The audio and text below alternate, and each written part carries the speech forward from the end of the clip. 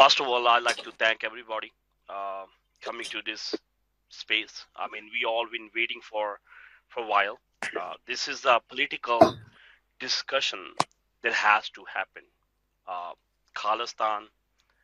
In this panel, we have a Dr. Bakseek Sandhu from Khalistan Council, President of Khalistan Council, and also one of the founding member of Sikh for Justice. Uh, I would like them to please introduce yourself and speak on. Let us know about Sikh for Justice and also Khalistan referendum movement going on around the globe. Please let us know about it. Thank you. Good morning, everyone. Thank you to you all for joining this very important discussion on liberation of Punjab from Indian occupation. Also want to thank Mr. Gunther Fehlinger, who is helping and supporting our right cause. So the discussion is about independence of Punjab. So why we are asking for liberation of Punjab from Indian occupation? People ask the questions, what are the issues? The issues are that since 1947, there has been ongoing persecution, economicide, genocide, and attacks on religious institutions of Sikhs.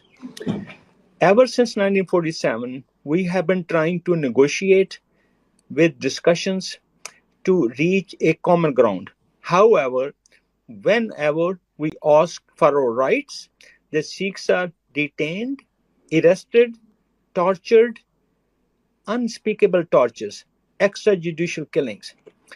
India has been basically shutting down the Sikh narrative in India and Punjab.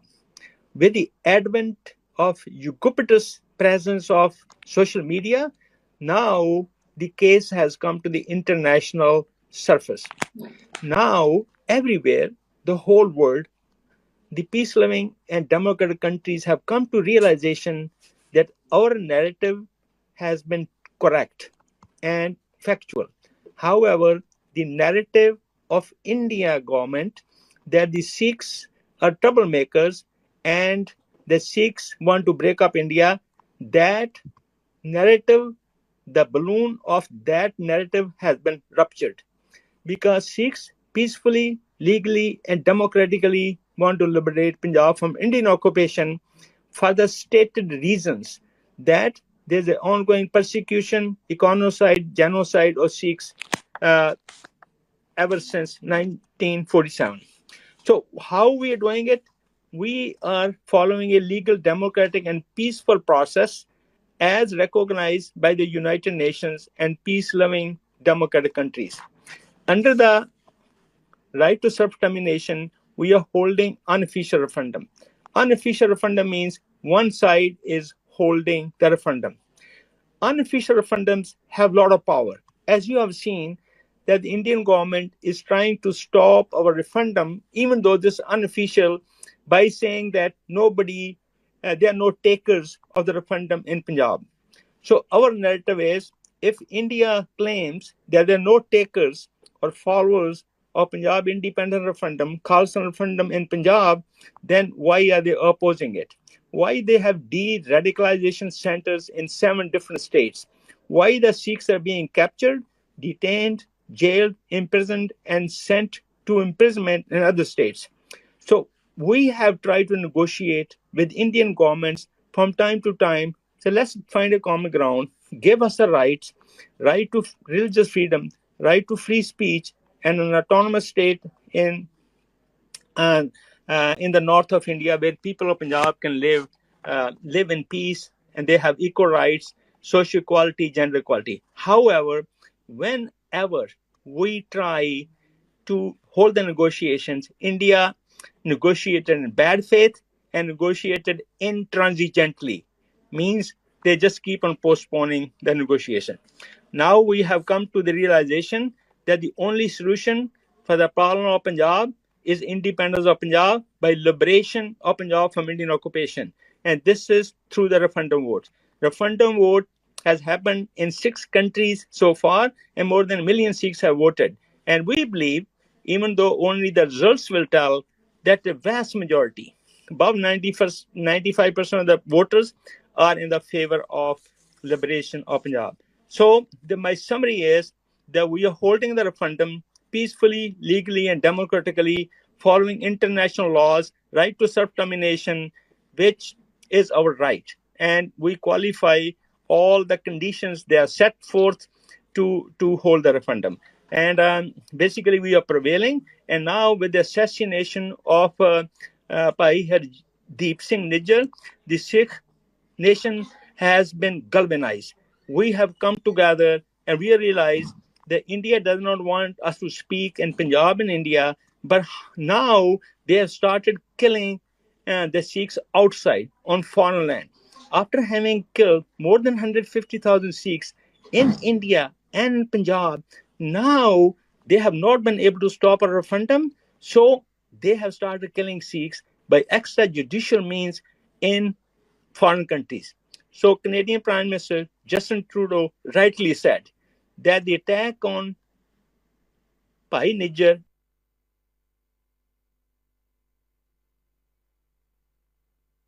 is direct attack on democracy and sovereignty of Canadian nation. If a Canadian citizen is killed on Canadian land, Canadian soil, this is the attack on the country. So we are holding a referendum to liberate Punjab from Indian occupation, which is our legal right, and we're doing it peacefully. Thank you very much. Thank you, Dr. Sir. We also have in this panel a very special Sikh for Justice for foreign director, policy director, Jatinder Singh Goyal. Please introduce yourself. Thank you. Hello, everyone, and I'd like to welcome Gunther to this space. Thank you for attending, sir. Now, can you hear me? Okay. Yes. Okay. And I apologize. I pronounced your last name Fehlinger. Is that correct? Yes, absolutely correct. Thanks for the invitation. Okay, perfect, Mr. Fehlinger. Now, for the last little while, many people have noticed your tweets, and you've kind of become very popular amongst our community. So we kind of wanted to get to know who you were. Can you tell the audience here listening who you are, what you do, and how you became aware of the issue in Punjab? Thanks a lot for the invitation. My name is Gunther Fehlinger. I'm Austrian economist. I live in Austria, but I worked many years in Kosovo and in Ukraine. And these countries are very important for me, and I really like to present them also as a role model for the independence of Khalistan, and also for you to learn and to hear and to listen to that story, how these countries became independent. Because more than 30 years ago, there were some states like the Soviet Union and Yugoslavia. And there were, of course, horrible constructions like Prison of Nations, and they fell and they were dismantled.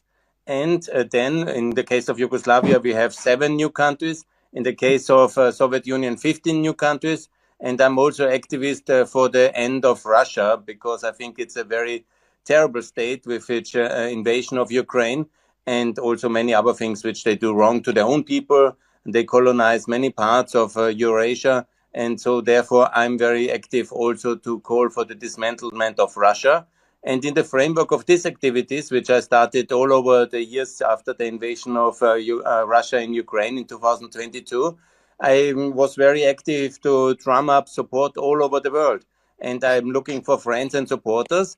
And I was very disgusted by Prime Minister Modi making a big show out of solidarity with Russia during this war.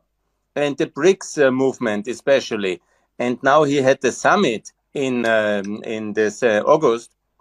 And this was the moment where I started also to heavily criticize and then Brazil and also India. And in the framework of that activity, I took more interest in the situation of the minorities in India.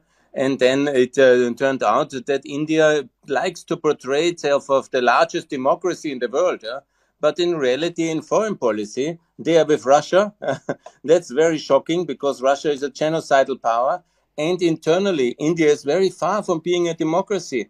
And especially now, I learn all these things in the Canadian situation where they killed the Sikh opposition leader, seemingly. And I accused them for that. And then they actually have banned me from my tweets in India, which is very shocking.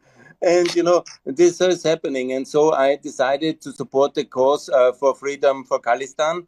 And I wish you very much success with that effort. And I call for freedom for all people in India. And please also, Khalistan, make better foreign policy when you are an independent country. Join the free world. Yeah? This is the offer I want to make here, because we have the institutions. We want to have a partnership with everybody in the world, but a peaceful country to develop and a partner of based on freedom of markets or democracies, human rights. And such a Khalistan will be very welcome in the free world. Thanks a lot. No, thank you. Now, Mr. Fehlinger, first we'll focus in a little bit on Russia. Is it your opinion, or why do you believe more, I guess would be a better question. Why do you believe that the Russians are now expanding and changing European borders by force? Look, it's something with the age of Putin. He, at the end of his lifespan and power, he wanted to somehow enter history and decide all these things which he always was very much focused. When you look at the rise of Putin in the year 98, when he became to Moscow after Petersburg, he was already very much focused on regaining Ukraine. And Ukraine is a potentially very rich country. It's a strategic country at the Dnieper, at the Black Sea. And it very much matters for strategic and for many industrial reasons and also for ideological reasons for Russia. And Putin was obsessed with the retaking of Ukraine from his first moment. I want to remind you, it was like this in the election campaign 99. The opposition leader, Chernobyl, under mysterious circumstances had a traffic accident, run over by a truck next to the airport. Who knows what really happened? But this was already the case in 99. And all the time now, the last 25 years since that moment, 24 years, it was that Putin wanted to retake Ukraine and the Ukrainians wanted to escape because they have seen that Poland has joined the European Union and NATO, Romania has joined, the Baltic countries like Estonia and Lithuania, who were still in the Soviet Union at 1991. They also joined in 2004. So all these people in Ukraine, they saw it in the media. They saw from the travels that there is a better life possible. It's possible to live without this Russian occupation system. And they wanted to have the same. And they escaped in 2004 in the Orange Revolution. And they escaped again in 2014 during the Euromaidan Revolution. And then Putin always took bitter revenge. He took the country back in 2010 with Yanukovych, and he took parts of the country, Crimea and Donbass, in 2014-15, and now he wanted to take everything in 2022. But the Ukrainians didn't let him, and we will definitely not let him as well, and we will be all united, and he will have his big defeat is coming in Ukraine, and this will lead also to dramatic changes in the world, and it will lead also to a major crisis in Russia. It's also possible to have a democratic Russia. Some people think like that. I think it's much better to have more countries like Buryatia, Chechnya, and there's many of the new nations to be developed along the Volga in Central Asia. And I think this is a much better scenario for the future. As we have seen in the case of Yugoslavia and the ex-Soviet Union, new countries can emerge. And if the elite of that new countries knows what to do and is oriented towards the West, and is well briefed about how our structures work and how our Council of Europe, OSCE, OECD, all the institutions we have, and if they understand what is democracy and market economy, then it can really work very well, as we have seen. And I'm confident this will be also the case in Khalistan.